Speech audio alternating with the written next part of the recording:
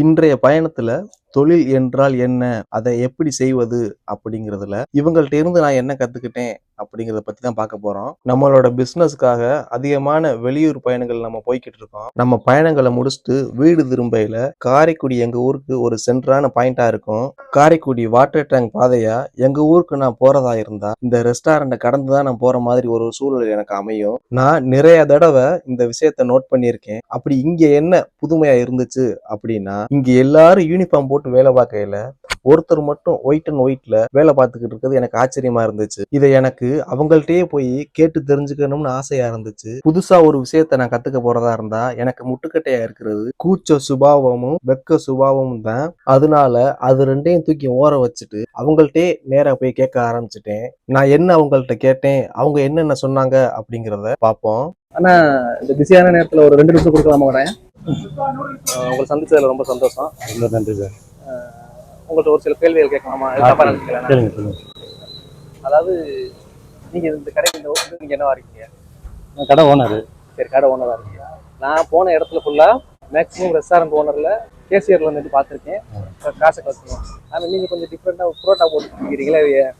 தெரிஞ்சுக்கலாமா? இல்ல பிஸியா இருக்கு இடத்துல, அந்த இடத்துல ஆள் ஷார்டேஜ் நான் தான் ரீஃபில் பண்ணுவேன். இந்த இடத்துல ஆள் இல்லையே அதை நான் பண்ணுவேன். ஒரு நாள் கேஷ்ல நிக்க மாட்டேன். அது எதுக்காக தெரிஞ்சுக்கலாமா? ஏன்னா அதுக்காக கரெக்டா அந்த ஃபுட்டு கரெக்டா போய் சேரணும். அதாவது நல்லா இருக்கணும், சாட்டிஸ்ஃபைடா இருக்கணும், எனக்கு சாட்டிஸ்ஃபைடா இருக்கணும், அதே மாதிரி கஸ்டமருக்கு சாட்டிஸ்ஃபைடா இருக்கணும். அதாவது கஸ்டமர் சாட்டிஸ்ஃபேக்ஷன் பண்றீங்க. ஆமா, சரிங்க சார், சரிங்க சார். இது இந்த ரெஸ்டாரண்ட் நீங்க எவ்வளவு நாளா நடத்திக்கிட்டு? 2 வருஷம் ஆகுது. 2 வருஷமா.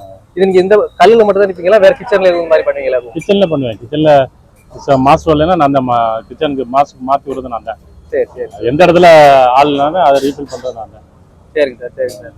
ரொம்ப நன்றி சந்திச்சது. அதுக்கு நான் ஒரு சந்தேகம், அதாவது ஒரு எப்படின்னா கஸ்டமர் தான் சார், கஸ்டமரோட ஃபீட்பேக் தான்.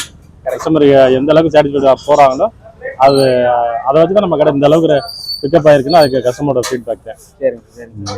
ஏன்னா இப்போ புதுசாக ஒருத்தர் தொழில் தொடங்குறோம் அப்படின்னா, இப்போ நான் எப்படின்னா ஒரு தொழில் தொடங்கலாம்னு இருக்கேன். அப்படிங்கிற நம்ம போய் இது போய் படிச்சுக்க முடியாது, வெளியில போய் காசு கொடுக்கும். அப்போ இது மாதிரி நம்ம கண்ணில் பார்த்து தான் தெரிஞ்சுக்க முடியும். அப்போ நீங்க யாரு புதுசா தொழில் தொடங்கினாலும் அவங்களுக்கு வேலை தெரிஞ்சு இந்த தொழில் தொடங்கணும். அதான் ரொம்ப முக்கியம். எந்த இடத்துல ஆள் இல்லைன்னா நம்ம பார்க்கணும், இறங்கி பார்க்கணும். இடத்துல நம்ம பார்க்கணும். எந்த இடத்துல ஆள் இல்லைனாலும், புரதா வாசல் இல்லைனாலும் சரி, இந்த தந்தூரில் ஆள் இல்லைனாலும் சரி, சைனீஸ்ல ஆள் இல்லைனாலும் சரி, மாசம் உள்ள லீவா இருந்தாலும் எங்க இலைய எடுக்க கூட யோசிக்கக்கூடாது. அப்பதான் நம்ம ஜெயிக்க முடியும். ரொம்ப நன்றி சந்திச்சது. சரி சரி சார், தேங்க்யூ. நம்ம அண்ணன் சொன்னது மாதிரி நம்மளுடைய தொழில்ல இதை பண்ணினால் ஜெயிக்கலாமா இல்லையா அப்படிங்கிறதையும், மற்றும் புதிதா தொழில் தொடங்கக்கூடியவங்களுக்கு இந்த வீடியோ ஒரு யூஸ்ஃபுல்லா இருக்குமா இல்லையா அப்படிங்கிறதையும் கமெண்ட்ல சொல்லுங்க. நன்றி.